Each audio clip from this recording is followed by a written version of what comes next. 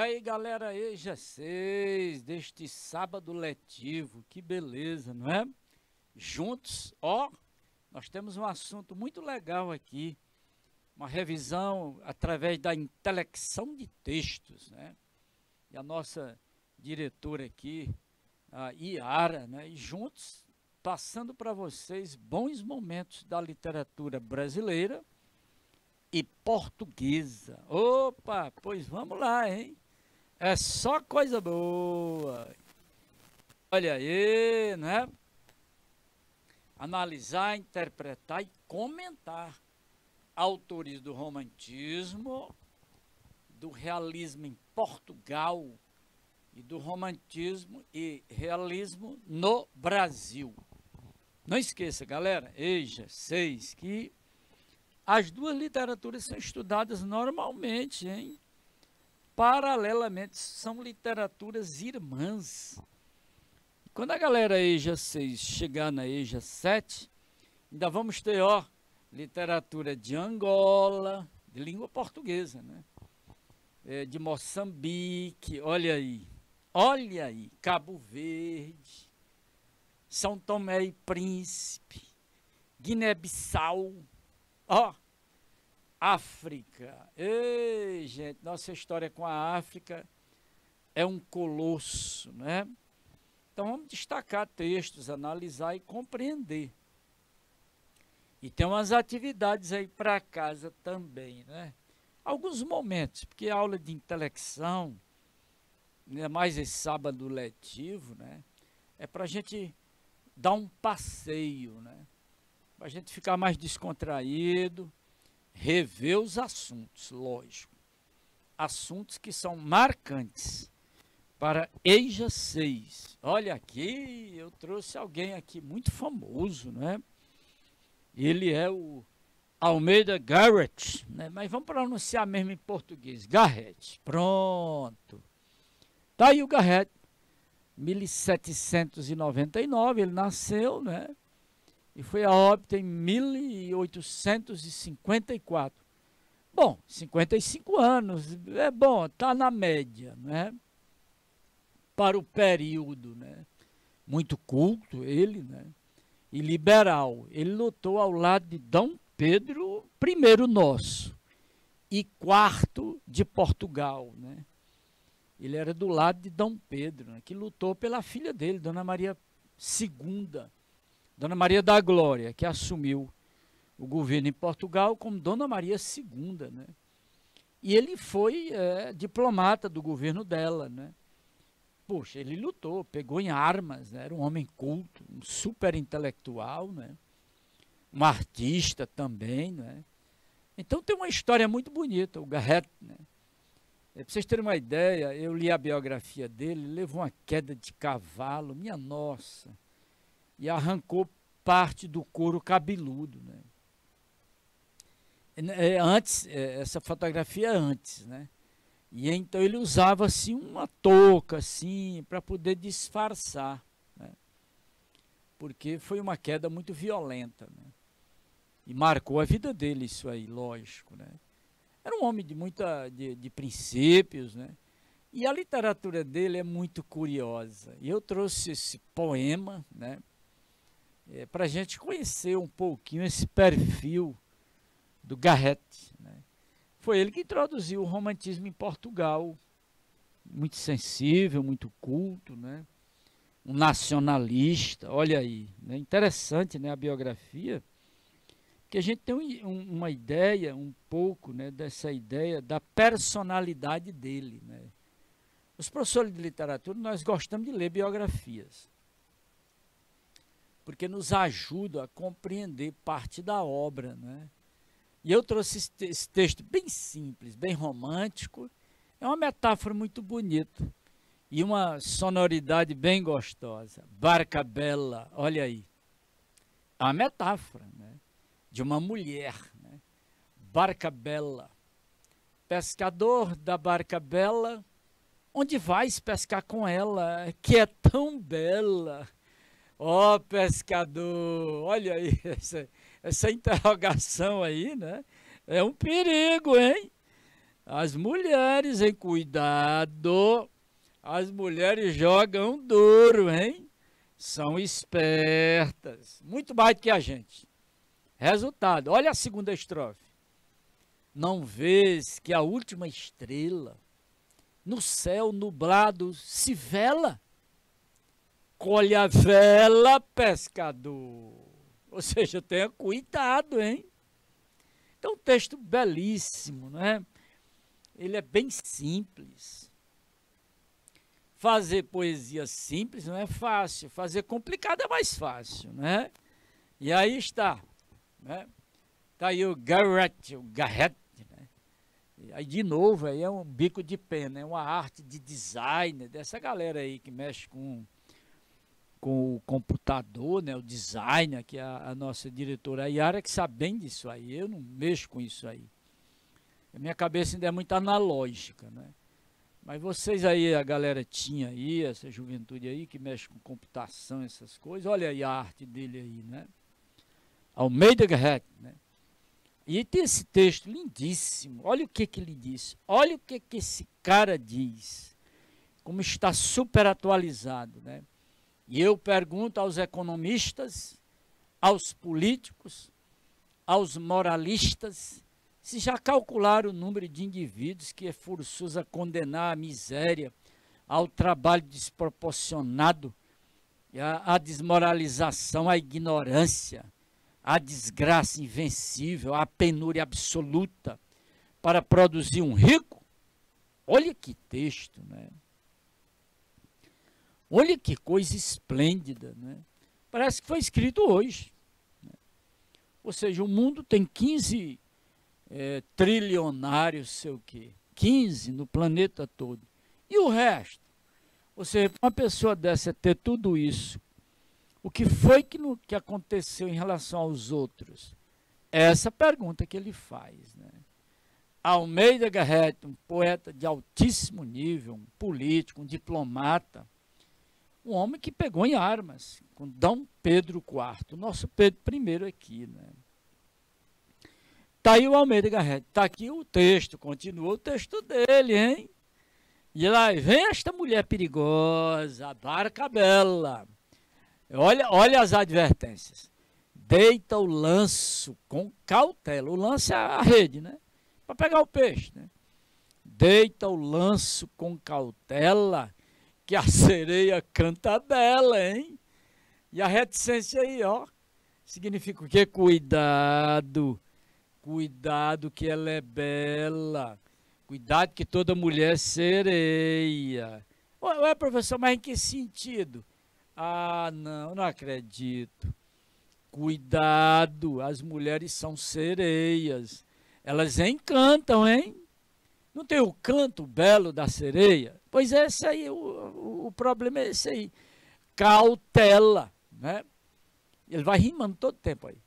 Deita o lanço com cautela, que a sereia canta bela, mas cautela. Ó pescador, como quem diz, rapaz, preste atenção. Beleza, né? Muito bonito. Ele é um sujeito muito simples, né? Usa uma linguagem bem expressiva, né? Não se enrede a rede nela, ou seja, não se envolva com ela vai te pegar, hein? Não se enrede a rede nela, que perdido é remo e vela. Só de vela, ó pescador, mas que rimas curiosas, né? E aí ele repete o bordãozinho, ó pescador, como quem diz, ô, tenha cuidado, pescador da barca bela, ainda é tempo, foge dela, foge dela, ó pescador. Aí o texto, né? Barca bela, né? Na barca bela tem duas criaturas aí, tem o pescador e tem a sereia, né? Simbolizando metaforicamente, né, que as mulheres sabem encantar os homens, né? Eita perigo grande, viu? Tá bom? Ela vai pegar o seu Pix e tchau para você. Olha aí, cuidado, hein? Olha aí, já 6, essa galera já tem experiência, não é? E está entendendo a advertência de Garrett, né? Do Almeida Garrett. Vamos botar assim que fica melhor, né? Você vê, são 5 estrofes curtinhas, né? Feitas para serem cantadas, né? Porque tem versos curtinhos, né? E tem os versos mais curtos, né? Ó pescador, 1, 2, 3, 4, né? São tetrassílabos, né? E então você tem os maiores, 1, 2, 3, 4, 5, 6, 7 sílabas, versos de 4 e de 7. É próprio para ser cantado mesmo, né? Você imagine isso numa viola, não é? Feito cantando. Imagine isso numa dupla sertaneja. Olha, pegava legal, hein? E então, Garrett fez nesse sentido aí, né? Para poder encantar. É romantismo de Portugal. Ele é o maior nome da poesia romântica em Portugal. Ele era um liberal, um nacionalista, né? Era uma pessoa muito benquista, amável, mas pegou em armas, foi ajudar Dom Pedro, o exército de Dom Pedro, na luta da Guerra Civil contra o irmão dele, né, Dom Miguel. E Dom Pedro venceu a Guerra Civil. E a carioquinha de 1,60 m assumiu o governo de Portugal como Dona Maria II. E Dom Pedro morre lá em Portugal, no quarto dele no Palácio de Queluz, né? Morre de tuberculose, né? Você viu, o coração dele veio para o Brasil no 7 de setembro. A história está na mão da gente, bem curtinho, né? Bom, já que nós tivemos o entendimento, agora vamos para a intelecção, né? Bom, qual é o conselho que o locutor, né, o eu lírico, dá para o pescador, galera? Qual é o conselho, né? Qual é o conselho que o eu lírico... Mas por que que não está? Ah, está aqui. Agora pegou legal. Olha aí, galera, o eu lírico aí. Qual é o conselho que ele passa para o pescador? O eu lírico é aquela voz que está dentro do poema, lógico, né? O pescador faz a interlocução, né? Como se ele estivesse ouvindo o que o eu lírico está dizendo, né? O eu lírico é o locutor, o pescador é o interlocutor. E qual é a advertência que ele faz? Letra A, tá aí, claríssimo, né? Olha aí, galera, ó. Fugir da sereia, que é metáfora da mulher perigosa, né? Tá aí, perfeito isso aí, né? Que texto ótimo, simples, né? Comunicativo, uma linguagem bem leve, né? Para falar de um tema bem complexo, né? Que é essa coisa da paixão, do amor e tudo. A pessoa tem que prestar atenção, hein? Cuidado. E também está valendo em relação das mulheres para os homens, dos homens para as mulheres, entre os humanos, digamos assim, né? Fica melhor. Porque tem outros tipos de relações, evidentemente, né? E está aí. Ele está dizendo, olha, fuja dela, cuidado. Então, barca bela, nessa barca bela tem perigo. Olha que o Garrett aí é mesmo muito curioso, né?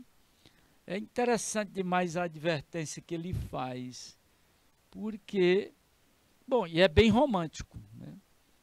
E tem essa flexibilização dos versos, né? Isso é algo muito curioso, muito bonito, muito bom, né? Vamos mais? Pois vamos lá. Tem mais outra pergunta aí, né?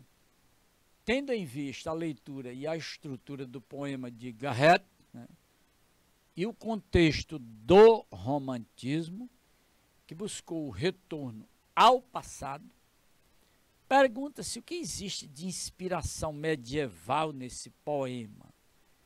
Interessante, não é? Essa curiosidade aí, G6, a gente já esteve com ela no mês de março, né? Março, abril, mais ou menos, né? Nós estudamos as cantigas medievais. Está lembrado? As cantigas medievais. E lá nas cantigas medievais,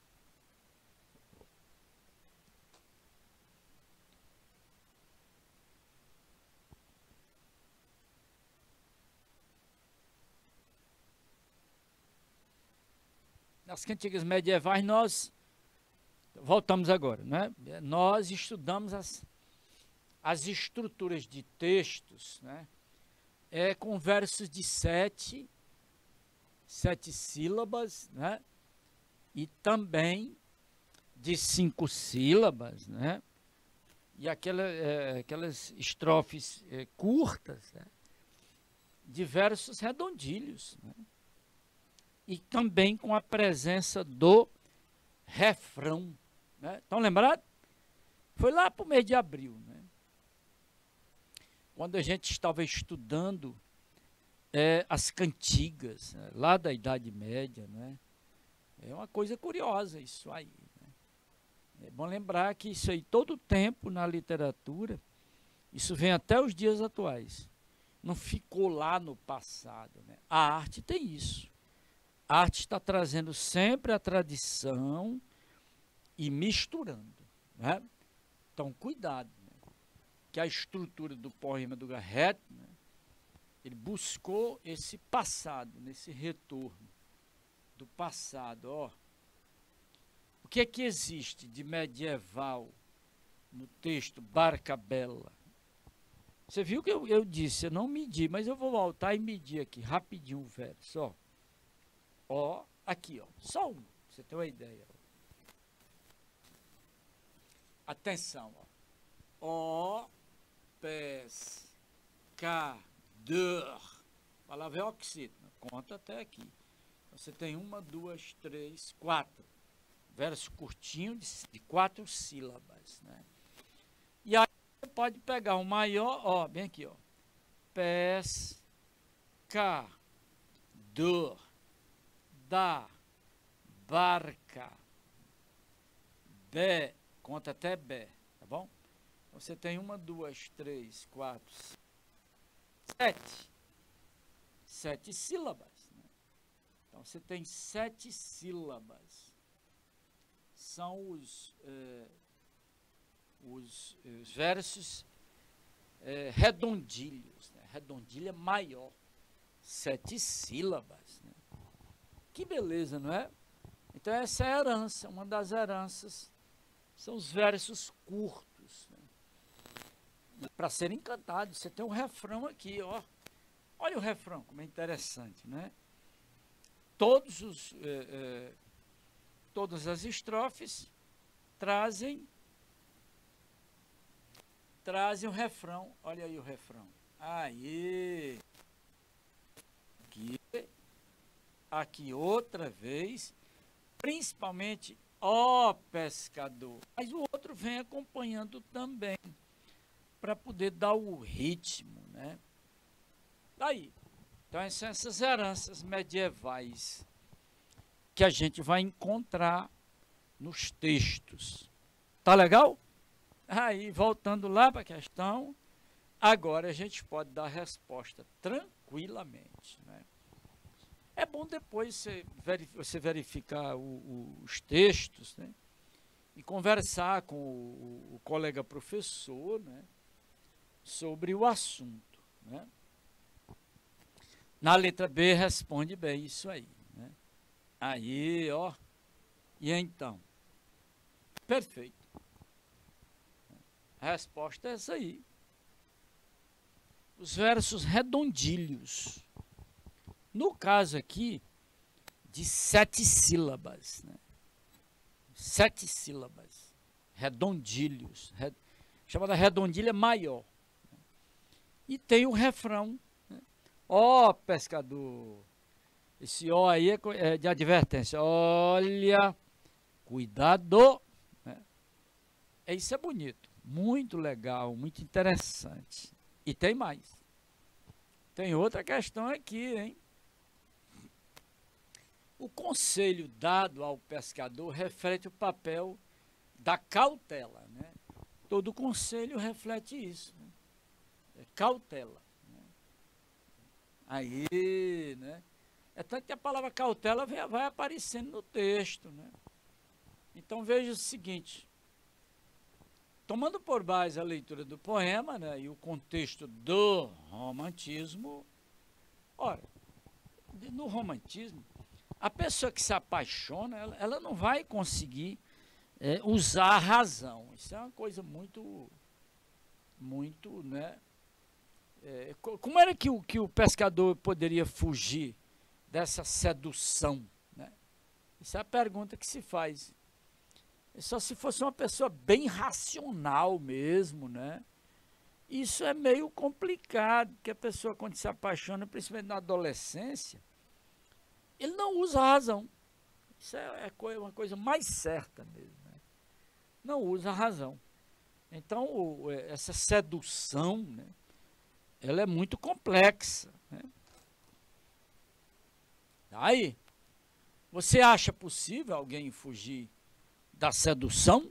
Essa é a pergunta.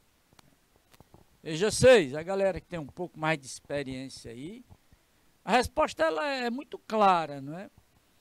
É somente uma pessoa muito racional, né, pode evitar a sedução. Então a letra B aqui é muito, responde bem a letra B, né? Eu acho isso muito legal. Agora, como é que você vai, tem que ser muito, os pais têm que entrar nessa história para explicar bem aos filhos, né?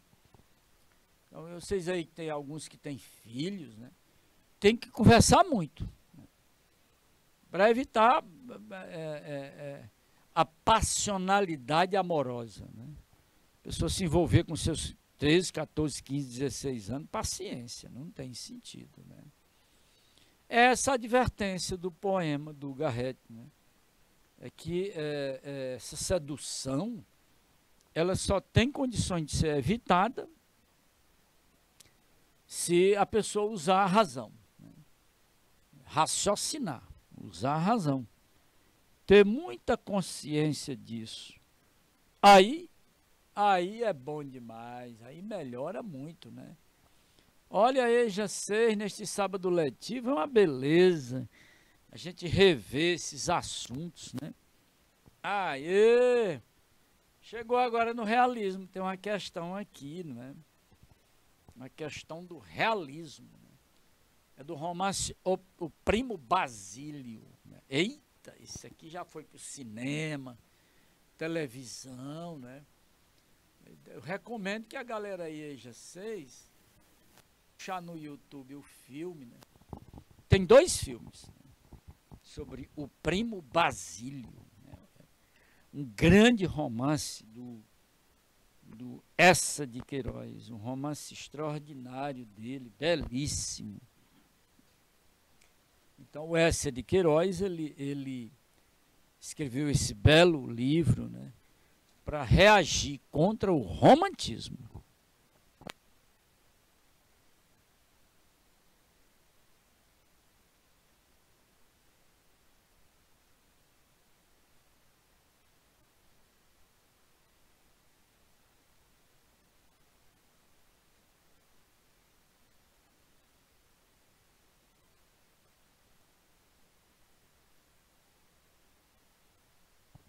E aí, galera, muito firme, né? Eça de Queiroz, é o gigante, né? Bom, em O Primo Basílio, Eça de Queiroz pretendeu demonstrar que as personagens são produto do meio em que vivem e da educação que receberam. Isso é uma advertência terrível, né? Logo em Portugal, que a sociedade portuguesa ela sempre foi muito manipulada pela mentalidade romântico-cristã, né? E o romance é isso, tem essa... A Luísa, que é a personagem central do romance, né? Ela é muito romântica, muito fútil, né? Assim, muito tediosa. Poxa, um casamento maravilhoso com um engenheiro e tudo, né? Mas a advertência do escritor é a seguinte: como é que a mulher vai se casar e não tem um trabalho, uma profissão, não se ocupa, né? Essa é a advertência dele, né? Num período em que a industrialização estava tomando conta da Europa e tudo mais, e ela não tem nenhuma ocupação. Então ela fica muito assim à mercê, né, de cair em armadilhas, né? E a Luísa cai nessa armadilha, né? Ela é classe média, ela sabe ler, mas só que a leitura dela é interessante, só lê coisas românticas. E o romance O Primo Basílio é exatamente do realismo em Portugal, em que o autor reage contra o romantismo, né? Então a Luísa é o foco principal. O escritor sacode as mulheres aí, né? Porque ela é assim, é diferente. Está aqui a nossa diretora aqui, a Yara, trabalhando, né? Isso, imagine, o autor fez essa advertência por volta de 1880, mais ou menos, 78, 80, em que a Europa estava fervendo com a industrialização. Não havia mais espaço para a ociosidade, o tédio, né, da pessoa. Então ele cria essa personagem para poder sacudir a sociedade. E o bicho pegou, hein? Então a intenção do escritor é essa aí, né? Nesse sentido, quais fatores, olha a pergunta, quais fatores originaram o desejo em Luísa de cometer o adultério? Esse é o detalhe. A resposta é muito simples, está bem aqui na letra A logo, né? O tédio, né? Ela é tediosa, não tinha nenhuma aventura, né? E aí a leitura dela, só romances românticos, né? E aí ela foi manipulada, não teve conversa, né? Idealizando, tenha paciência, né? Não tem sentido, né? Por isso que o autor faz essa advertência no romance dele.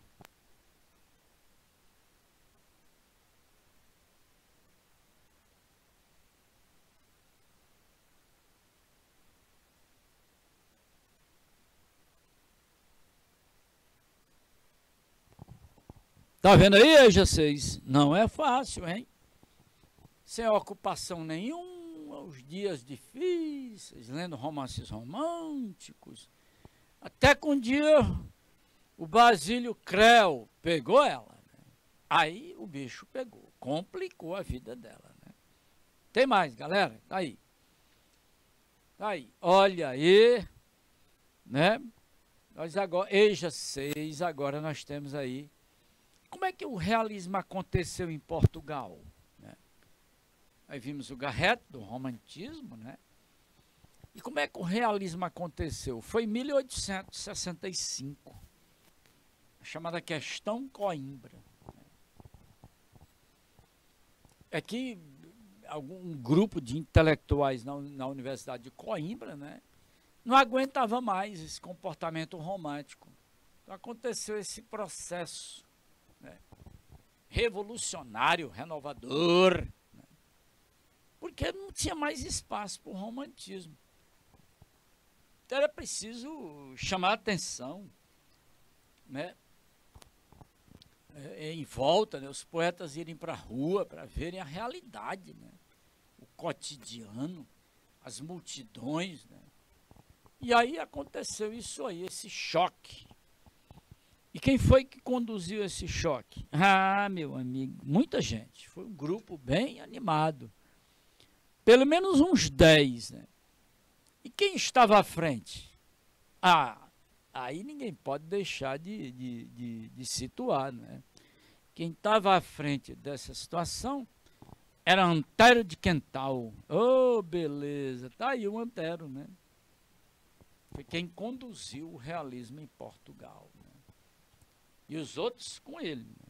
Essa de Queiroz, muita gente famosa. Guerra Junqueiro, né? Também. Muitos escritores, muitos poetas, né? E tem mais. Mais uma questão maravilhosa do primo Basílio, hein? Olha aí o primo Basílio. Esse primo... Eu trouxe um trechinho, esse fragmento do romance dele está no disco da Marisa Monte, né? Acho que muitos de vocês conhecem, né? Amor, I Love You, né? Em que o Arnaldo Antunes, que é um poeta e cantor, né? Era de uma banda famosa, né? Ele declama, né? A Luísa recebe um bilhete do Basílio, né? Do Sem Vergonha, né? E então ela fica toda extasiada, né? E Luísa tinha suspirado, tinha beijado o papel devotamente. Era a primeira vez que lhe escreviam aquelas sentimentalidades. E o seu orgulho dilatava-se ao calor amoroso que saía delas, como um corpo ressequido que se estira num banho tépido. Sentia um acréscimo de estima por si mesma e parecia-lhe que entrava, enfim, numa existência superiormente interessante, onde a cada hora tinha o seu encanto diferente, a cada passo conduzia a um êxtase, e a alma se cobria de um luxo radioso de sensações. Rapaz, eu vou te contar. Uma mulher apaixonada, romântica e tudo, né? Receber um bilhete desse, meu amigo, aí o capiroto pega ela. Por quê? Como é que ela vai se sair do cara? O cara com essa babação toda, na época e tudo. Ei, já sei, não é possível. Complica tudo, hein? Hoje, se a pessoa fizer uma coisa dessa, se a mulher não tiver cuidado, cai na armadilha, você imagina. Isso há mais de 100 anos. Não deu outra. A Luísa se entregou toda, né? E o bicho pegou a Luísa, hein? Esse aqui é o problema maior. Valeu, galera? A obra aqui é o Primo Basílio, né? Aí, é isso aí. O Primo Basílio é a resposta, né? É no finalzinho do 6º capítulo que tem esse bilhete que o Basílio manda para ela, né? Coitada, ela já naquele tédio, né? Apaixonada. A pior coisa é a pessoa se apaixonar. Oh, coisa ruim. Eita, a pessoa fica abestada, ridícula, né? O cara sai de cueca daqui para o aeroporto para ver a noiva embarcar, né? Olha, minha diretora Yara, não é fácil, viu? É complicado, né? Tô fora. Quando eu era adolescente, eu me apaixonava 5, 6 vezes por semana, mas isso aí é outra história, né? Faz tempo, né? Pois. Eita, mais uma questão aqui. É só revisão, EJA 6. Tá aí, né? Adolescência, a gente se apaixona, ainda mais minha geração. A gente se apaixonava pelas atrizes dos filmes. Nossa! Por semana a gente assistia 3, 4 filmes, era, não tinha, lá e vem paixão. Meu canto de morte, guerreiros, ouvi. Sou filho das selvas, nas selvas cresci. Guerreiros, descendo da tribo Tupi. Descendência, né? Raízes, né? Esses são versos famosos, né? De um autor vizinho nosso aqui do Maranhão, né? De Caxias, um gigante, né? Do romantismo brasileiro, né? Ligado a esse tema do indianismo, né? Isso é terrível, extraordinário. Isso é coisa do Gonçalves Dias, né? Em que ele coloca Gonçalves Dias, genial, né? Eu li uma biografia dele, que mulato maravilhoso, que gênio, né? Tá aí, meu canto grito de morte, né? Aquela coisa do índio idealizado, né? O indianismo foi um tema muito forte, né, do romantismo. E tem mais, hein? Agora chegou o Castro Alves aqui. Beleza, né? Olha o Castro Alves chegando. Palmares. Falou em Palmares, a cabeça da gente vai para onde logo? Lá para a Serra da Barriga, né? Na divisa de Pernambuco com Alagoas, olha. Onde o grande quilombo, famosíssimo quilombo dos Palmares, do Zumbi, do Gangazumba, né? Palmares, a ti meu grito. Ele está homenageando, lógico, né? O Castro Alves, né? A ti, barca de granito. Que metáfora linda, né? Ele compara o quilombo a uma barca de granito. Barca porque ele quer fazer referência ao navio negreiro, evidentemente, né? Que no sossobro infinito abriste a vela ao trovão e provocaste a rajada solta, flama agitada aos uivos da marujada nas ondas da escravidão. Que texto, né? Só podia ser do Castro Alves. Genial, né? O cara morre com 24 anos, menos, né? Alguns meses para completar. Escreveu coisas magníficas, né? Era um lutador, né? Um abolicionista terrível, né? Um republicano também. Já pregava o divórcio. Imagine que coisa, não é? Esse Castro Alves não era fácil. E o poema dele é exatamente a letra B aqui. Perfeito, né? Aí. A letra B, galera. Ó, pum. Aí. Veja, 6, que bela revisão, né? Neste sábado letivo aí, que ótimo, né? E tem mais. Opa! Castro Alves. Mas é a essência do texto, né? É algo magnífico, né? Esse negócio da barca de granito, né? Ele quer mostrar que essa barca não afunda fácil não, hein? Ele está exaltando, né? É Palmares, né? Colocando assim a simbologia de Palmares como sendo uma simbologia de resistência, tá legal? Olha a letra D aí, resistência, né? Muito bonito isso. É um texto magnífico, né? Ô, tem mais, hein? Chegou mais aqui. Tem mais questão do Castro Alves. Olha aí, já 6, hoje é só beleza, né? Esse sábado letivo é só de revisão, né? Para a gente comentar, reforçar aí essas coisas, né?